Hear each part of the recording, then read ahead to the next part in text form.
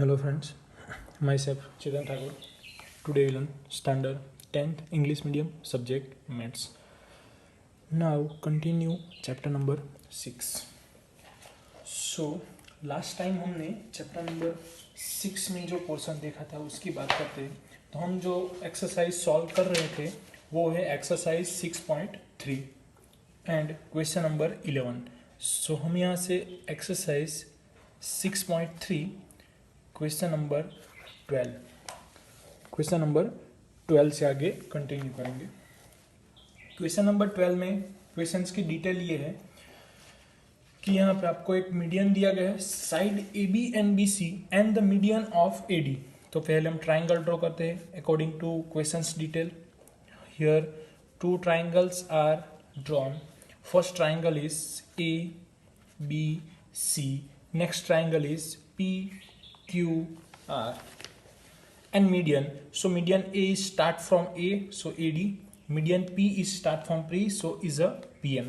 Median, तो आपको पता है मीडियम क्या करता है वो. Median is a divided lines into two equal parts. So similar here, QM and MR both are equal parts. In similar way here in triangle ABC intersect BC, so line BC divided two parts by median AD. So BD and DC are one equal parts and another QM and MR are two equal parts. So that तो आपको यहाँ पे prove करना है कि ABC is similar to triangle PQR. तो इन दोनों के बीच में आपको सिमिलरिटी दिखानी है, कॉन्ग्रुएंस दिखाना है. तो दोनों को हमारे पास कंडीशन है, सारे थ्योरम है, जैसे कि ट्रिपल एस यानी कि S side side side, side angle side, angle side angle, all angle, it means triple angle, angle angle angle theorem, या only two angle, angle angle theorem. So apply any theorem and get easily. So first एक sentence आपको दिया गया है questions में, side A B and B C and the median A B of triangle A B C are respectively proportional to side P Q and Q R and medium P M of triangle P Q R. यानी कि आपको already sides are in proportion दे दिया गया है. कौन सी side? तो A B and B C. तो यहाँ पे जो दिया गया है वो लिखते हैं. ए बी साइड है वो similar to their P Q side. ये ऑलरेडी आपको दिया गया है, सेंटेंस में दिया है, तो हम उसको इक्वेशंस के फॉर्म में लिख रहे हैं. In similar way here BC, BC की जो साइड है वो यहाँ पे क्यू आर से इक्वल होगी. एंड लास्ट में जो आपकी मीडियन है वो प्रोपोर्शनल में दिया गया है. तो मीडियन दोनों एक दूसरे से प्रोपोर्शन है. तो यहाँ पे हम रीजन लिखते हैं गिवन, ये आपको ऑलरेडी दिया हुआ है. अब same condition, A B divide by P Q is equal to B C. ये जो बी सी है उसकी जगह पे हमें लिखना हो तो आप लिख सकते हैं हाफ. यानी कि बी सी की जगह पे हम क्या लिखेंगे? हाफ. क्योंकि अब दोनों साइड इक्वल है तो हम हाफ हाफ से डिवाइड करेंगे तो इक्वल ही रहेगा. यानी कि हम यहाँ पे लिख रहे हैं B C divide by 2 and similar way here Q R divide by 2. हमने क्या किया? डिनोमिनेटर्स एंड न्यूमरेटर्स दोनों में 2 से डिवाइड कर दिया. दोनों में हमने एक्शन अप्लाई किया है तो जो फाइनल रिजल्ट मिलेगा वो इक्वल मिलेगा. जैसे कि यहाँ पे 5 होगा, यहाँ पे 5 होगा, दोनों को आप 2 से डिवाइड कर दोगे, या तो फिर यहाँ पे 5 डिवाइड बाई 5 होगा. तो दोनों को आप 2 से डिवाइड कर दोगे तो ये जो रिजल्ट है वो सेम ही मिलेगा. तो ये रिजल्ट सेम मिलने की वजह से ये ऐसा हम लिख सकते हैं, एक्शन सेम अप्लाई किया है. A D divide by P M all similar. अब देखो यहाँ पे बी डी, तो उसकी जगह पर हम क्या लिख सकते हैं? 1/2 बी सी. तो उसके लिए हम लिखते हैं A D and P M both median. So median क्या करता है? अब बीसी का हाफ करोगे तो आपको 2 पार्ट्स मिलेंगे. पूरी लाइन है उसका आप हाफ करोगे तो एक पार्ट ये मिलेगा, सेकंड पार्ट ये मिलेगा. तो बीसी का हमने हाफ किया है तो उसकी जगह पे आप क्या लिख सकते हो? 1/2 बीसी. यानी कि वो यहाँ पे आपने बीडी लिख दिया.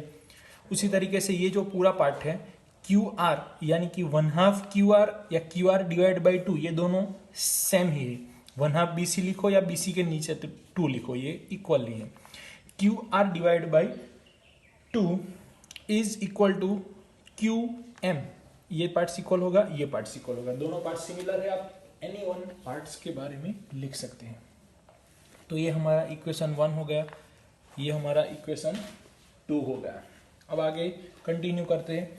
तो यहाँ पे जो ये एक्शन है वो यहाँ पे अप्लाई होगा ये पार्ट्स पे, तो क्या रिजल्ट मिलेगा आपको, तो वो लिखते हैं A B divide by P Q is equal to B C का हाफ, बी सी का हाफ यानी कि बी डी, और क्यू आर का हाफ यानी कि क्यू एम, और यहाँ पे same A D divide by P M. ये आंसर मिल गया आपको। अब तीनों थियरम देखो, ये side A B divide by P Q, B D divide by Q M, A D divide by, यानी कि इतना ट्राइंगल आपको इक्वल मिल गया। ये जो पार्ट है वो किससे इक्वल हो गया, ये पार्ट से इक्वल हो गया, तो इन दोनों के बीच में सिमिलरिटी मिल गई। कौन सा theorem, by S S S theorem, तीनों साइड है इसलिए ट्रिपल एस थियरम।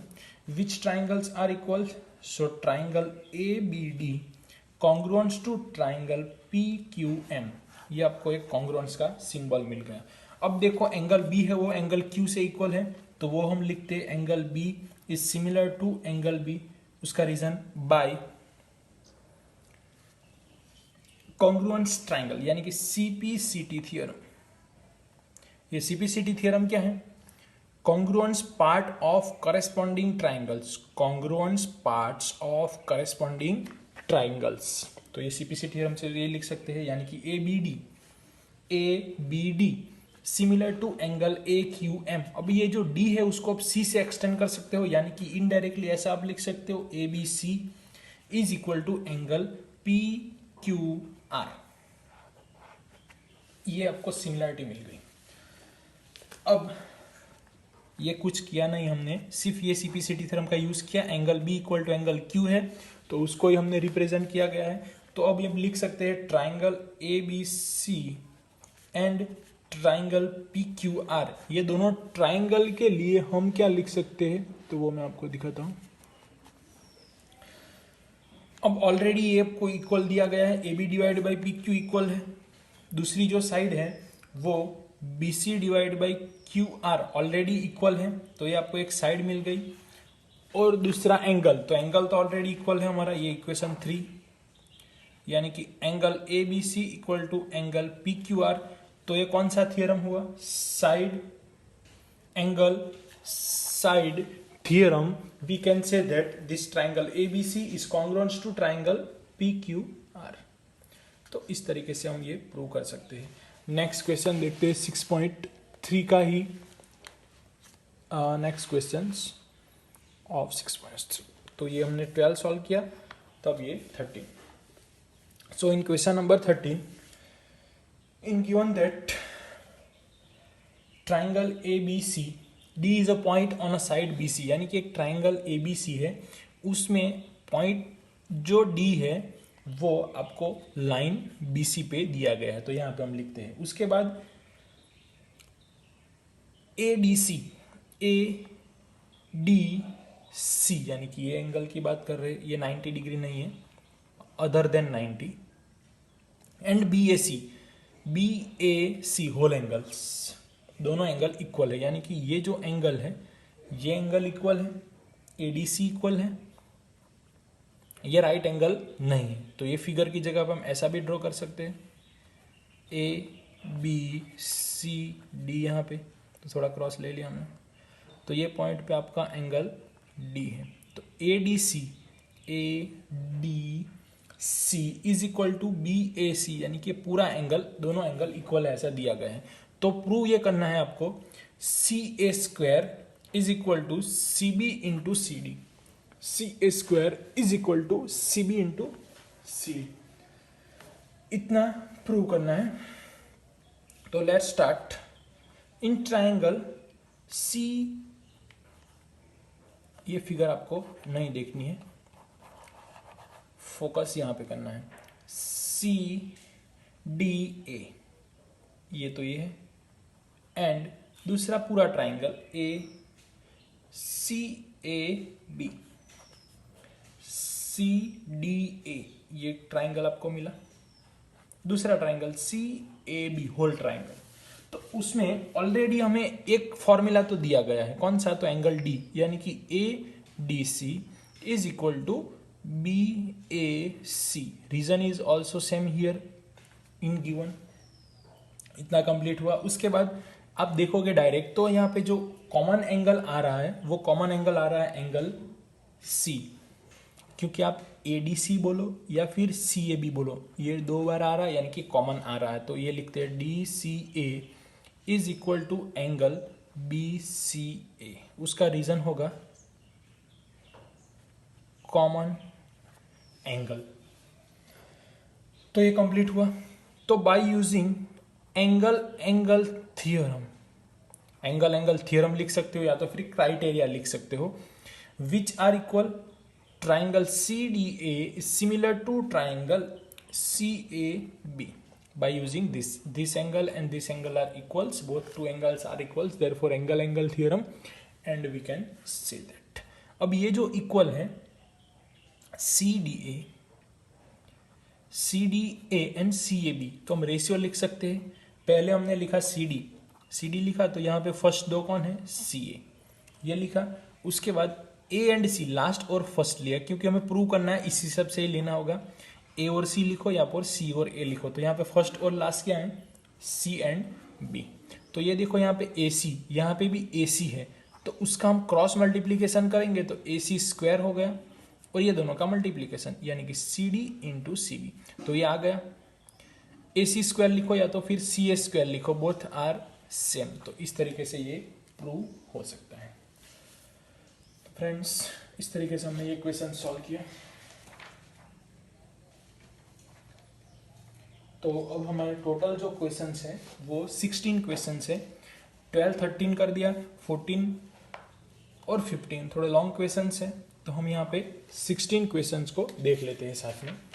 तो नेक्स्ट लेक्चर में हम ये 2 क्वेश्चंस भी कंप्लीट कर देंगे कल, तो ये एक्सरसाइज हमारी कंप्लीट हो जाएगी। चलो, तो last questions of this lecture, question number 16। In triangles ABC, AD and PM are median of triangle ABC। तो सेम सिचुएशन हो रही है, 2 ट्राइंगल दिए गए हैं, उसमें आपको मीडियन दिया गया है। तो एक जो मीडियन है वो उसका नेम हम लिखते हैं AD यानी कि ये 2 पार्ट्स को इक्वल में डिवाइड करेगी, B और C यहाँ पे आ जाएगा। उसी तरीके से PQR जो PM है वो मीडियन का रोल प्ले कर ले यहाँ पे। वेर ABC, तो ये आपको जो दिया गया वो लिखते हैं, ABC is similar to triangle PQR in given questions. Already दिया गया है, तो पहले एक बार सोच लो यहाँ पे कि आगे जो हमने क्वेश्चन सॉल्व किया वो इस टाइप का ही सिमिलर क्वेश्चन है, सेम क्वेश्चन है। क्वेश्चन नंबर 12 जो हमने सॉल्व किया वो सेम क्वेश्चंस यहाँ पे, तो ओनली यहाँ पे आपको हिंट मिलेगी, आपको ये खुद सॉल्व करना होगा। सेम क्वेश्चंस, कुछ भी प्रॉब्लम, कुछ भी सिमिलर नहीं करना है, same questions as it is रखना है। तो ABC सिमिलर टू PQR ऐसा आपको ऑलरेडी दिया गया है, तो हम क्या लिख सकते हैं, ratio AB divide by PQ ratio लिख सकते हैं। उसी तरीके से BC डिवाइड बाई QR का रेशियो लिख सकते हैं। तो एक बात हुई हमारी ये।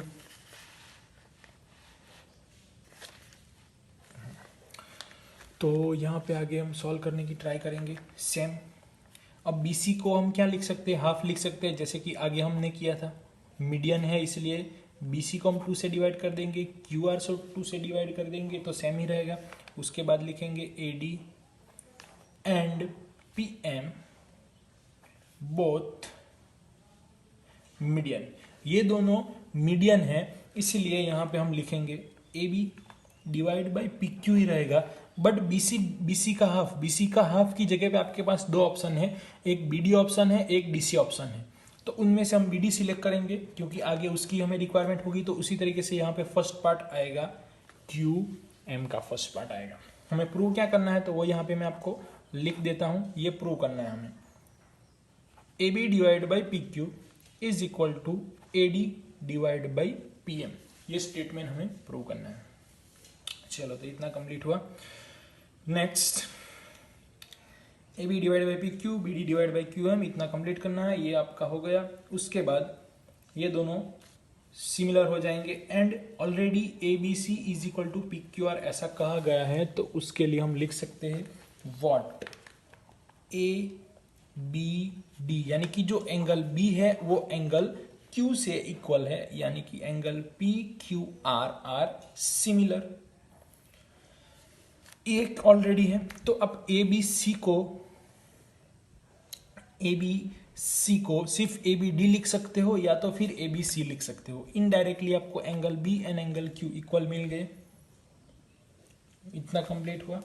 सो now triangle A B D and triangle P Q M, A B D and P Q M दोनों ट्राइंगल में क्या हमें इक्वल मिला? तो पहले तो A B divide by P Q मिला एंड बी डी, ये हमने प्रूव किया, B D divide by Q M ये एक मिला।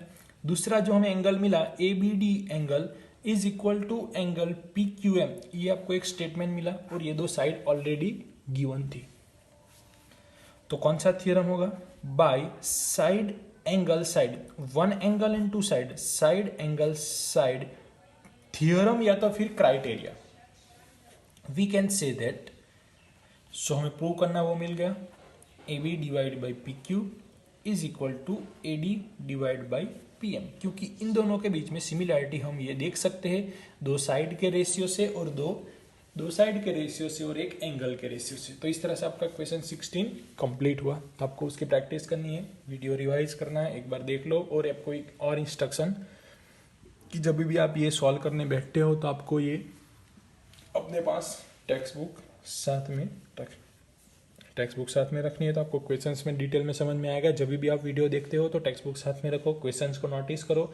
यहाँ पे मैंने लिखा है वो देखो, टेक्स्ट बुक में दिया है या फिर हमने कुछ आइडिया लगा के लिखा है, ऐसा आपको ये एनालाइज करना है, नोटिस करना है और अंडरस्टैंड करने के साथ सम को स्टार्ट करना है। जैसे भी आप सम को स्टार्ट करते हो तो पहले क्वेश्चंस की डिटेल देखो, उसके बाद ये सोचो कि क्वेश्चंस में क्या आपको पूछा गया है, यानी कि आपके पास कितनी डिटेल्स मौजूद है और किस तरीके से आपको ये जो प्रूव करना है वो स्टेज पे पहुंचना है। तो वो आइडिया आना आपके लिए इम्पोर्टेंट है। तो ये चैप्टर में आपको सारे कॉन्सेप्ट पता होने चाहिए। एक बार रिवाइज कर लो, उसके बाद 1 बाय 1 स्टार्ट करो, थियरम लर्न करो, क्योंकि ये चैप्टर में से आपको टोटल 4 थियरम है, उनमें से एक थियरम कंपलसरी बोर्ड के एग्जाम में 4 मार्क्स के लिए आएगा।